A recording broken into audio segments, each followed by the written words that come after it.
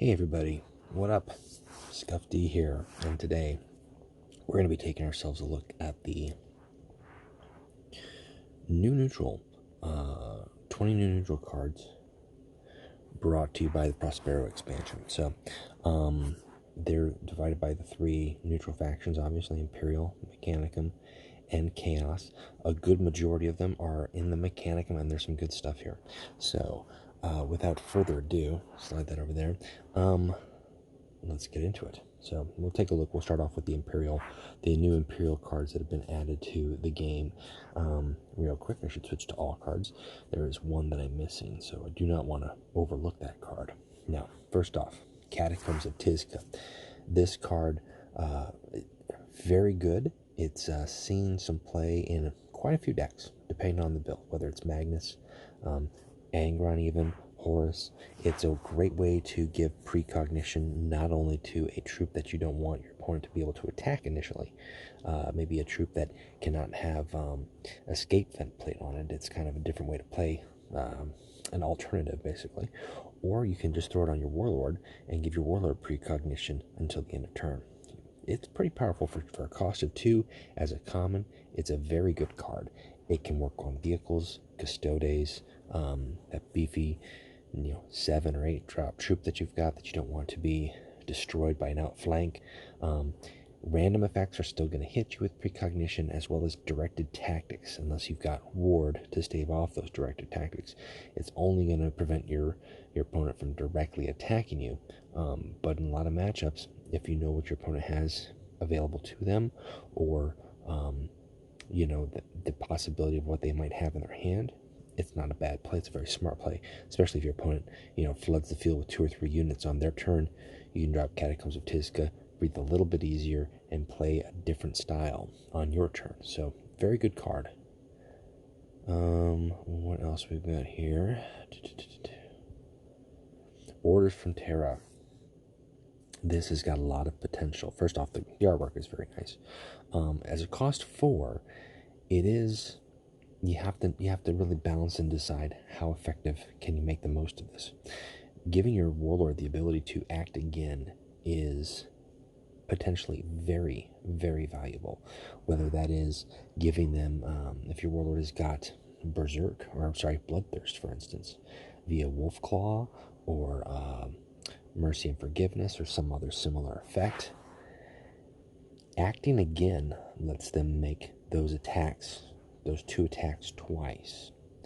Bloodthirst allows your unit to act 2 times, whether that's use an ability twice or attack and use an ability, vice versa. Giving that warlord the ability to act again is not take 1 more action. It is basically a full restore. So if you attack twice with Bloodthirst, you play Orders from Terra, your warlord is restored to act again twice. Has huge combo potential with the Custodes and the Paragon Spear. Again, as I've already mentioned, Wolfclaw and Mercy and Forgiveness combos, Angron combos, but it's also got some very interesting abilities. If you stop and you think about some of the abilities that might really swing things, as simple as Erlen, giving Erlen the ability to use his ability and deal basically 6 damage. Now that is going to cost you 8 energy in order to do that. But at an 8 energy turn in that game with Erlen, that might be all you need to win the game at that point anyways. It's basically kind of like a way of having a sweeping advanced and a speeders in hand for 2 extra energy, but 1 card as opposed to 2 card combo. So it's got a lot of potential. Another warlord who could make really good use out of it, I think, would be Fabius Bile. Could make some interesting use out of it, not necessarily offensively, but with his potential. Numian, that's pretty costly. His ability is 1, so I mean you could for 6 energy give 2 unit survivor 1, or give 1 unit survivor 2. Exodus could use his ability and then reload basically.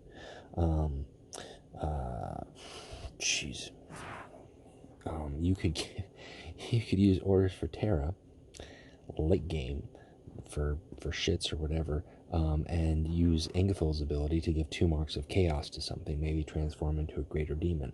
That's more meme-tastic than anything else. And I mean, you could use Magnus's ability for free, basically. Actually, any of these guys that cost Psyker energy, you're just going to cost 2 Psyker energy. So for the cost of 4 Psyker for 4 normal energy and 4 Psyker energy, you could deal 1 to 3 damage twice. That's not bad. That's actually pretty good.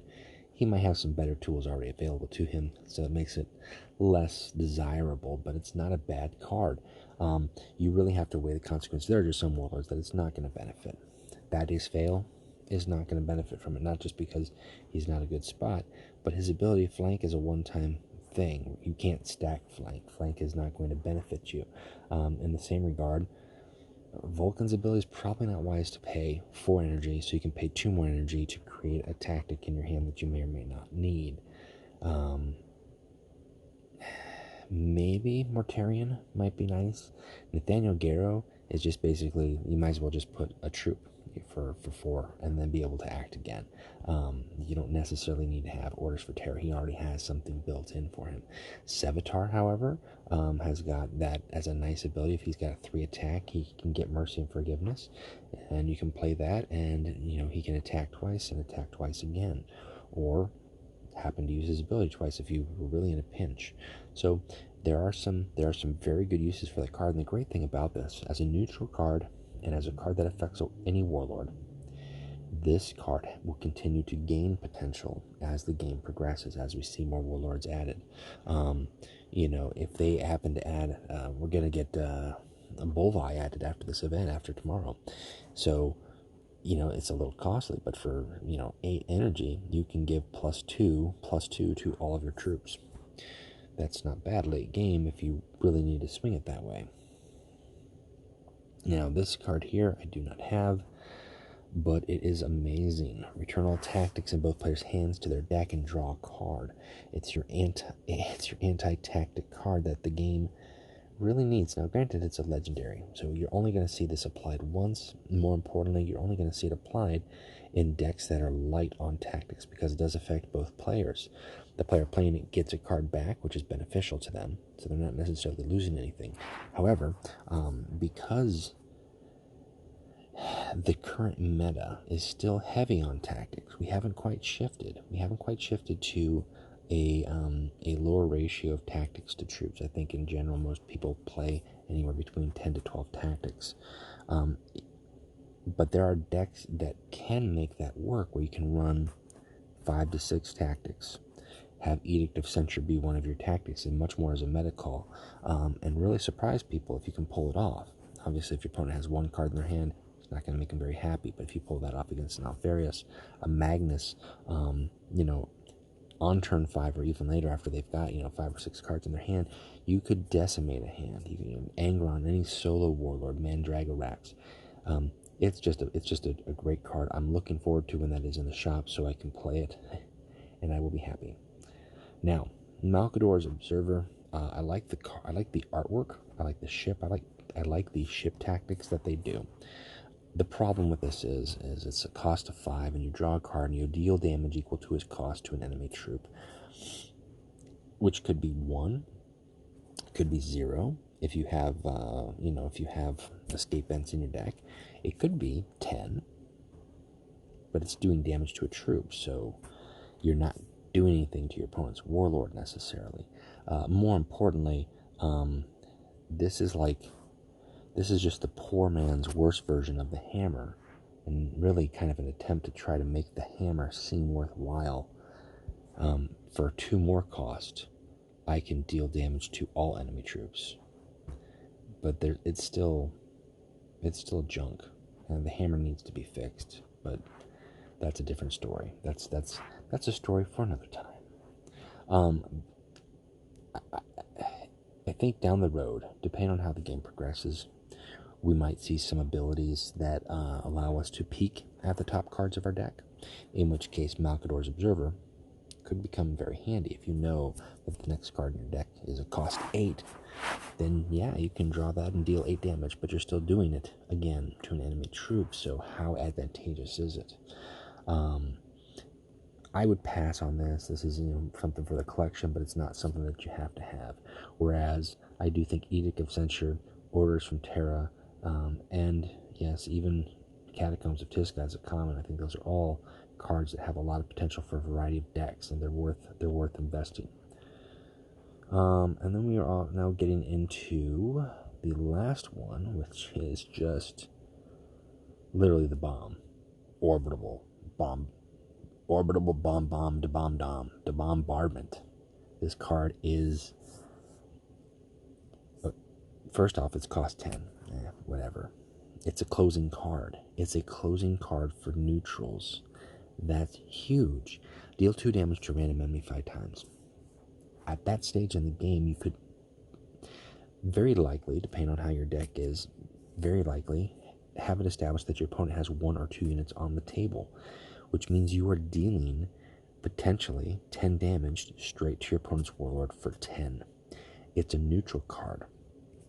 So, that can go in any deck that lacks a closing card, such as the Thousand Suns, the Space Wolves, the Custodes, the Raven Guard. They lack that. They lack a closing tactic. It's a very heavy cost, but their strategy normally is a combo based. But with this, that gives them that immediate answer. Things are late, here we go, it's a little bit of luck, but if you can control the factors, it's almost assured. And then you're dealing 10 damage. What's not to like? It also opens the doors very wide for all of the neutral warlords who didn't have anything as well. Latara, Ornitov, Mandragorax. God, this just makes even more bombs than Mandragorax because he can already establish a pretty good presence on the board. It's just a great card. It's just great. As it's a rare, not necessarily an epic or legendary.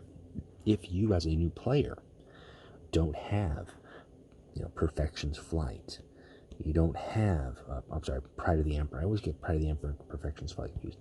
You don't have Vengeful Spirit. The 8 for 8.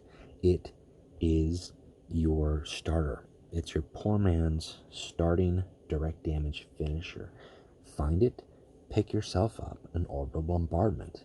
Early on when you're playing the game, those end game turns, there might be 4 or 5 units on the table, and then it's going to be a little more widespread, but you still might gain the benefit of it, hitting your opponent's warlord once or twice.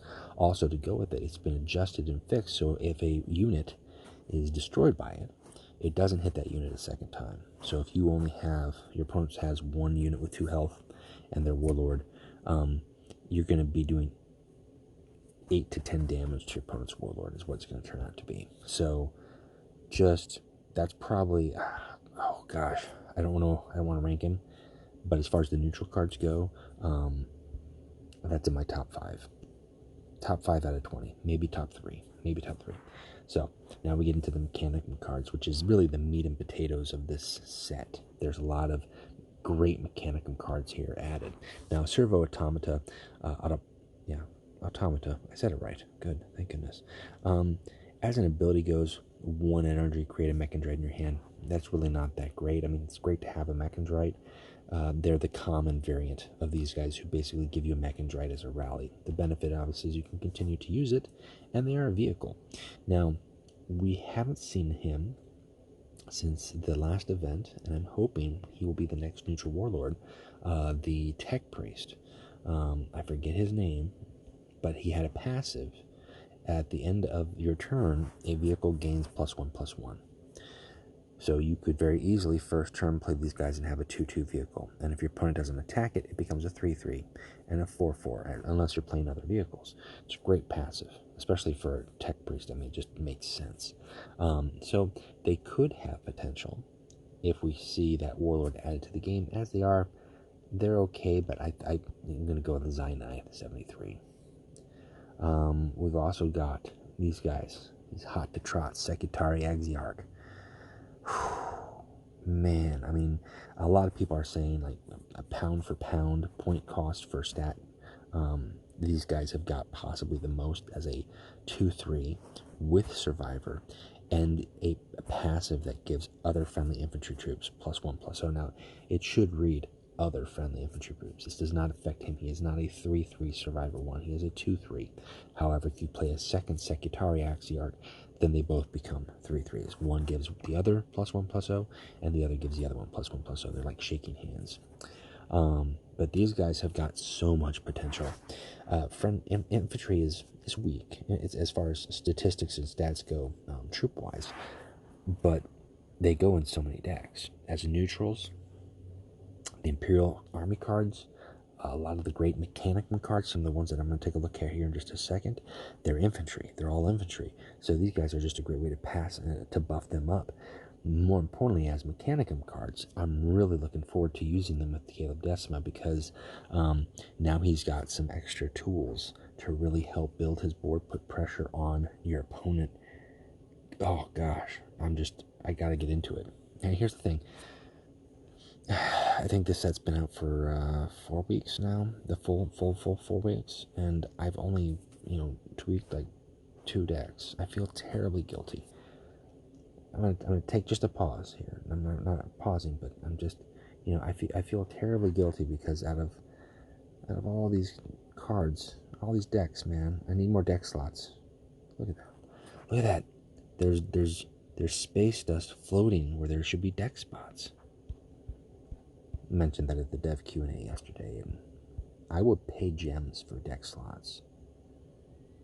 I've only added, I've got all these decks, and I've only really added, I think, 2 or 3 of the decks with new neutral cards. I just have not gone back and edited, revised my decks to reflect the new cards, and I need to. But Axiarch is going in it. This guy is just what's not to like. He just a lot of potential. Early game or late game. Early game, he puts pressure on your opponent. He has to respond to that. Late game, you could drop down 2 or 3 units, follow that up with an Axiarch, and he buffs them all. And now your opponent has the choice: do I deal with this guy who's got Survivor? Do I deal with these nasty other units? What's going to happen? Now these guys are ones that I have included in the decks that have been revised. Love them. I love the artwork. Secretary Peltast's rally is amazing. Deal 2 damage and stun a random enemy with stealth. This is arguably the best stealth hate card in the game. And I say arguably because there are some faction specifics that just still work better. Joker Company is still a very good card. It's not necessarily a rally. It's at the end of the turn, but a stat. But the ability to stun is really what sets it apart for me. And we have a lot of stun in the game. We only have 1 card that answers stun aside from Mortarion, which is a mechanical card. That's it. And hopefully we see something else coming down the road. Des mentioned that they were looking into it, and we might see some more anti-stun, and we need to. But specifically, stunning a random enemy with stealth, so your opponent has parked anything between an Easter Squad to a Mordathan to something that they gave, Shadow Walk to, or whatever the case is that they were planning on being sneaky with a Ramier. You can deal 2 damage to it, set it up for almost lethal random damage on your next turn, and then you stun it, and it's not useful to them on their next turn. It's really, really effective when your opponent has a Warlord who goes stealth, whether that's Korax, Nikona, Kurz, and even Exodus. It's really, really beneficial. You can hold on to those right to when you need to. They think they're going to go to stealth. Okay, I'm not going to break your stealth, but your next turn you are completely vulnerable. What are you going to do? A Kurz that has already used his 2 Pi Alphas against an Alpha Legion, and then they can drop this on him when he goes into Night Haunter. He can't respond, and that's crazy. That's crazy powerful. If your opponent isn't doing stealth, then these just become a 3/3. They are situational. They are a meta card. They're a hard meta card, but man, oh man, these guys are great. I would recommend. Obviously, we've got a rare to an epic. Both these guys you should pick up. You don't have to fit the Axiarch in every deck, but I think the Peltas definitely have room if you were looking for bodies. Just with a great rally effect. Now, the ML3 Castille X is nice, but it's a 4-cost vehicle, which we don't see a whole lot of cheap vehicles. We just saw 1 cost, now we've got a 4 cost. This attacks by itself at the start of the turn. It's a common, but as far as its stats go, it's okay. It attacks by itself at the start of the turn. Here's the thing with that. You can give it Cybernetic Cortex and give it +2/+2 and a second application of attacks by itself at the start of your turn. That does not give it Bloodthirst. What that does is it says at the start of your turn, I attack by myself and I attack by myself, and it could actually attack twice.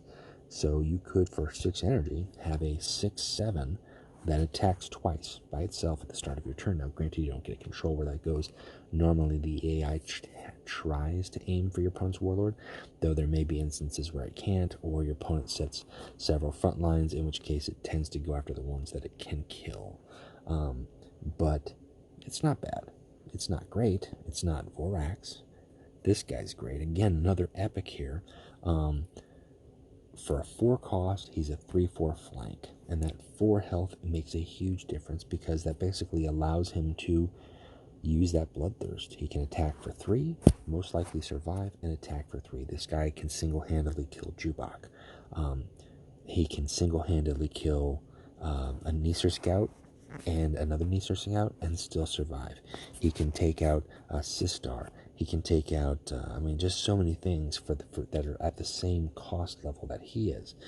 He works really good with Russ because he's got flank, and that helps trigger the pack ability. But because he's got Bloodthirst, he can trigger that pack ability twice. Just a great card. What is next here? Now, the Chiari Domitor. Again, we're getting some great vehicle artwork here. This has got a cool ability. Maybe as a starting card, if you're an early player in the game, this is a good one to have. Stat-wise, it's okay. It's got a 4 health as a vehicle, so it is susceptible to crack grenades, as well as most lethal direct damage tactics, such as a Chariot of the Gods, even Seek and Destroy, followed by some additional low pinging damage can do what this in. But its ability to straight destroy an enemy vehicle is not to be underestimated. If you've got this guy parked behind some frontline late game, those big endgame tanks that your opponent may drop on you for 4 energy, you can answer with regardless. It doesn't matter if you've got 12 health, 14 health, 12 health. Sorry, destroy. I don't know if they would sound like that, but destroy an enemy vehicle. Or, you know what? Deal 6 damage because it's got 6 attack, which is still not too bad. Now, the Sekitari Hoplites. Again, this is another great infantry here we're seeing. A little bit costly with 5, but if you control a vehicle, it gains frontline. So, what was that? I could just follow that up and make this a 4/6 frontline, and then this guy's safe to do what he wants on his next turn. That's just with those 2 vehicles there. Geez, we could talk about the Castille X. We could talk as simple as the Servo Automata for 6 energy. Basically, you're getting these guys protected, and then you're throwing out a decently fat frontline. A 6 health frontline is not to be scoffed at. The 4 attack is annoying, but the 6 health is very hardy, very hardy. And then again, you pump him up with this guy here. Now he's a 5/6. Oh, he's a Mechanicum troop? Okay, let's make him a 6/7. The Mechanicum stuff is not to be denied. And then we've got the Macrotech Engiseer here. Now, this guy, rally, give shield to your vehicles. What? Shield to my vehicle? That's not to 1. That's to all of your vehicles. Now, most likely you're only going to have 1 vehicle. You might have 2, but 1 is on low health at the end of the game. For 6 energy, you're dropping a 5/6, which is a beefy stat, which is a solid, respectable stat, and then you're giving shield to your vehicles who might have decent stats of their own. I mean, just even on original cards, if you gave your front line a shield or your Delta Omega shield on the following turn after they've got, 2 health left or whatever, they're still useful, and you've got a 5/6. That's just, I mean, the potential for vehicle decks as well as potential for Mechanicum infantry decks is, this set really did a great job when it comes to those neutral troops in terms of how they synergize and the potential that they can offer. More importantly, none of these things that we've seen, this just says vehicle. This just says vehicle. This just says infantry. It doesn't say Mechanicum. It doesn't say, Mechanicum vehicle. It's a neutral card. It will be good in any faction. And you can play factions so many different ways. These cards are going to continue to gain value as we see new factions added, and we continue to see new vehicle and infantry cards added to the game. And I think, that's an old one. There we go. Voltar Acts. Now this is a pricey card, but again, flank for 6 attack and 9 backlash. Here's where it gets interesting. Deal 2 damage to adjacent units. That means you. That's your side of the table. So if he dies, he's going to deal 2 damage to whatever is next to him, which could be your warlord. But he's got that 9 health, and so he's not going to go down easily. Your opponent's going to have to dedicate some stuff to take him out. Just look at that artwork. I think he's supposed to be some sort of like heavy hover missile tanky thing that just shoots the fuck out of you. Just fuck. Voltar. I mean, these guys 6'9", flank at 7. That can take out a lot of things. That can take out a lot of things. And even if it doesn't, even if your opponent doesn't have anything for you to flank it, you have a 6'9" body on the table. That's not to scoff at. That's a vehicle that maybe you can give shield to on your next turn. I mean, just endless potential. Does it go in every deck? Maybe not. But as a new player, as even a player looking for specific combos and decks, I like this. It's at appropriate cost. It's got a immediate ability. It's got an end game ability. It's got health and attack that's going to keep it around for a bit. And aside from Melt a Bomb or a straight other destroy card, it's going to survive and use its ability. It's 6 attack and survive the flank, the attack that does, and I still have a body on my turn. So, really cool card. Now, Forged Fame was not initially included in Prospero. This is a bonus card that has been added as a result of that first event that we played. This is the Forged Fame that resulted from our victory. Put 2 Vorax into play. Again, Vorax. Appropriately cost. You're paying 8 to get 8 value of troops. You're getting 2 of these guys. They've got flank. So you're putting them into play, and then you've got 2 flankers who have Bloodthirst. The potential there is crazy. Is crazy. Karaknos Tank. Now, I like this card. It's mainly in like my Ornitov deck, just as like a big beefy thing. You throw that out there with its 9 health, and its ability is just wrecks things. Deal 4 damage to all infantry, Astartes, and Custodes. What it doesn't damage is demons, and it doesn't damage vehicles. Basically, your guys on 2 legs is who it's damaging, and it just wrecks shop. 4 damage to all of them. That's like a max value defensive satellites for 2 every turn, so long as you can keep this thing alive, which is not hard to do, given what we've already seen. Giving frontline, giving shield, or just however you play your deck. In an Ornitov deck, at this point I've got other fat bodies with frontline as well. Just good stuff. Just good stuff. That's what's closing out the Mechanicum side of things. Now, Chaos is not alone. Chaos joins the expansion and offers us some tasty treats that should not be overlooked. One of those being Warp Retreat. Now, what I like about this, first off, is it is a neutral card with reflection, which lets you play it multiple times in the same turn. So late game, you can play this for 10 energy. You can play this 5 times if you so chose. Return a friendly troop to your deck, reduce its cost to 0, draw a card. It's very situational. It's very good on troops that have got rally abilities, or even troops that you want to keep alive longer. Gunnarsson, maybe Malgahurst, Score's just got a rally ability to begin with, but depending on how many cards you have in your deck, that's important. It's important how many cards you have in your deck, as well as how many troops you have on the table.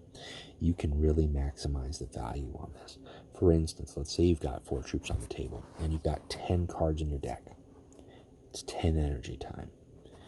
You can play this 4 times. Put all of those troops back in your turn, in your deck.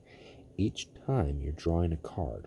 So as you play it, on your 4th time, your odds consistently increase that you're going to get one of those 14 cards in your hand. And because they cost 0, you will then be able to play them following the use of this and any other tactics that you might have.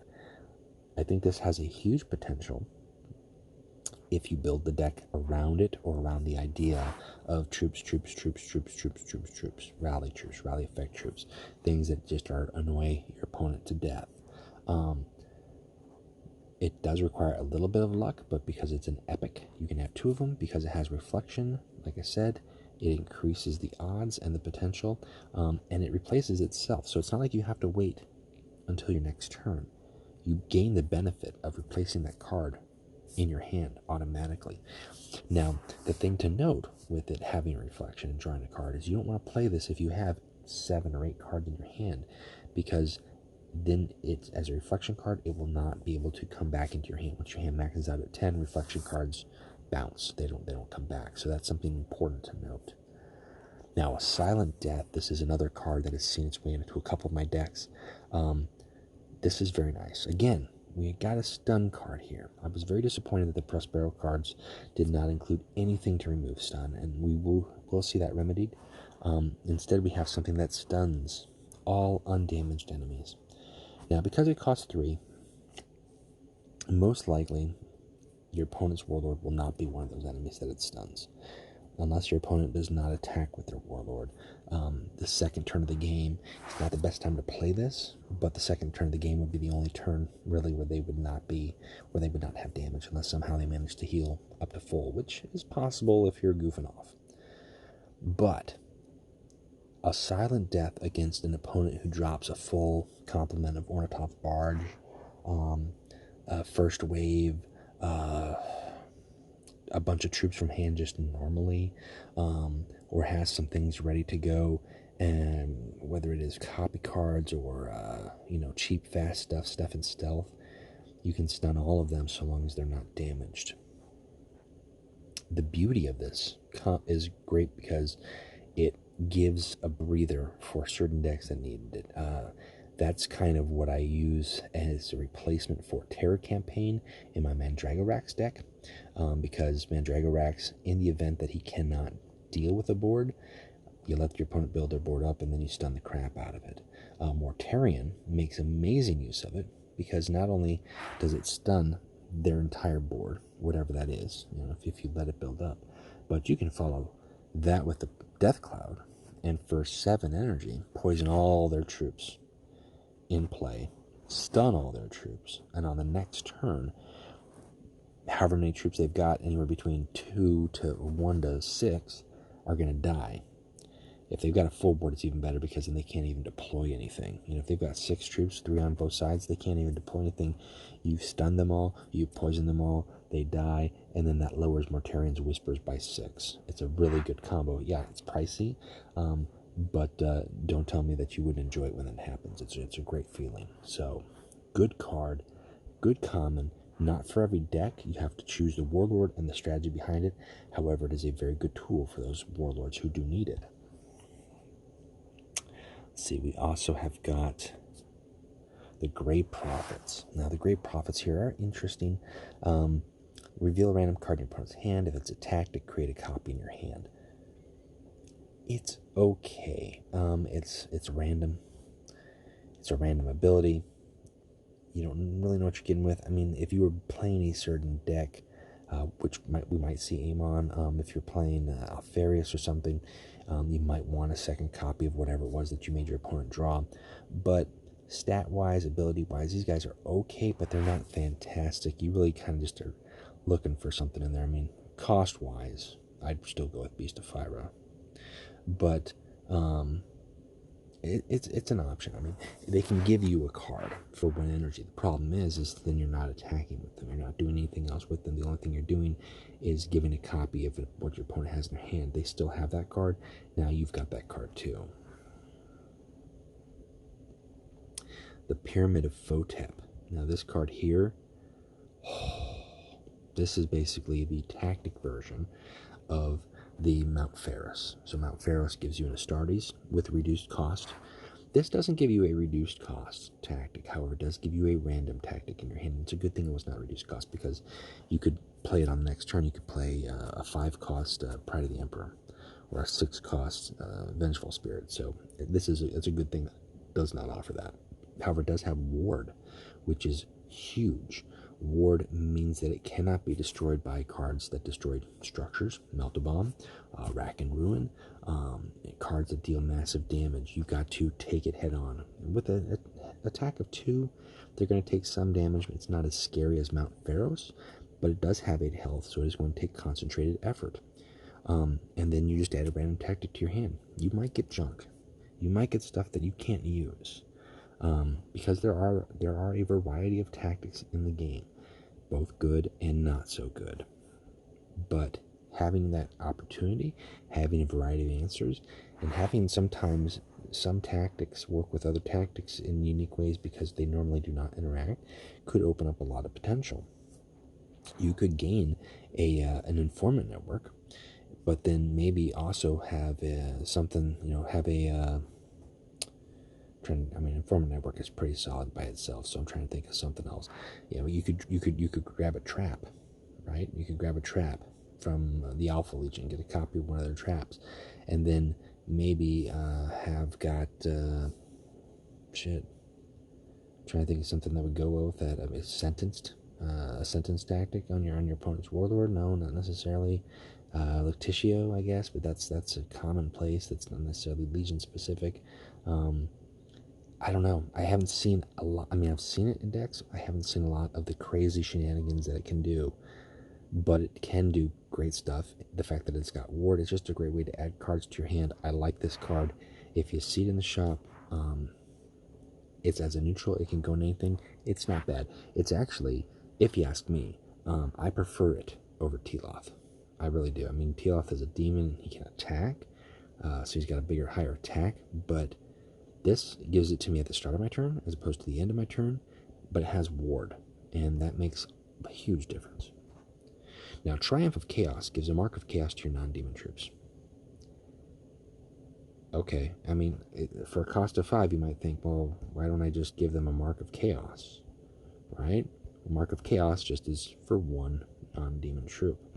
If you happen to flood your board via Darias Rhino, Farron's Militia, something goofy and silly that your opponent can't respond to, and you happen to have 5 or 6 troops, you can just hand out a Mark of Chaos to all of them. And that could be anything between, 5 or 6 marks of Khorne, marks of Slaanesh, marks of Nurgle would be the least. If you got 5 marks of Nurgle, you'd be probably pretty sad. But that's pretty nice. For a cost of 5, you're giving it to everybody. If you're using this card to give it to just 2 troops, then you're losing huge value on it. You have to know what you're doing. I would pass on this as a shop. It's not a must-have. The art is neat. The meme deck potential is neater, I should say. And that's it. Those are the ones from the Chaos expansion, with the Pyramid of Photep being the big legendary. The Imperial side has got the Edict of Censure as their legendary, and they've got both less cards. I'm sorry, I just passed it over here, didn't I? Let's go back to all cards. Edict of Censure. They both have less cards than the Mechanicum, but the Mechanicum, if you ask me, really have the better cards. These guys just win this set with the neutral potential that they've got. And again, I want to dive into it. I want to explore. I want to throw in some stuff with Decima. I want to get crazy with it. I want to mess around with some potential Warp Retreat, Silent Death action. I want to throw in that Pyramid of Photep and more things. I want to pick up Edict of Censure. I want to use Orders from Terra in as many possible ways as I can. These are just great neutral cards. There's good stuff. How do you get them? You buy yourself a Prospero crate. That's what you do. That's what you do, baby. You pay 100 gold. You get some cards, maybe from the Space Wolves, maybe from the Thousand Suns and the Custodes, and maybe you get yourself some neutral cards. And you know, I mean, every set has delivered good neutral cards to some extent. There have been some better than others, but I do think that Prospero hit the mark with the neutral cards that they've got here in this set. Really enjoy them. And I think there's a lot of potential. I think there's a lot of potential in what these guys do. I don't know why I keep getting that red dot on my collection, but whatever. So that is it. That is the neutral card pool here with Prospero. Now we might see I think with this event, it looks like we're going to get ho ho ho. Merry Christmas, bitches. No. I think we're probably going to get another 2 or 3 neutral cards added to the game through the course of events. And from what the devs have said in the Q&A, one of those should be at least an answer to stun. And one of those will probably be a neutral warlord. And hopefully it's a Mechanicum warlord that we've already seen, because I think he's got a lot of potential. And then who knows what the other ones could be. I mean, Forge Fane is pretty good. Forge Fane is not to be denied if you are looking for some crazy stuff here. Just being able to drop 2 of those Voraxes, as if you didn't already have 2 Voraxes in your deck that your opponent has to deal with. That's not to be scoffed at. Just good stuff. Good Mechanicum stuff, man. Praise the Omnissiah. Praise him. And on that note, guys, I think I'm going to wrap it up here. I think if I had to say top 3 cards, let's just do this here before we go. My top 3 from this neutral card pool, not from the whole Prospero expansion, but from the neutral card pool itself, I got to go with Secretary Peltasts.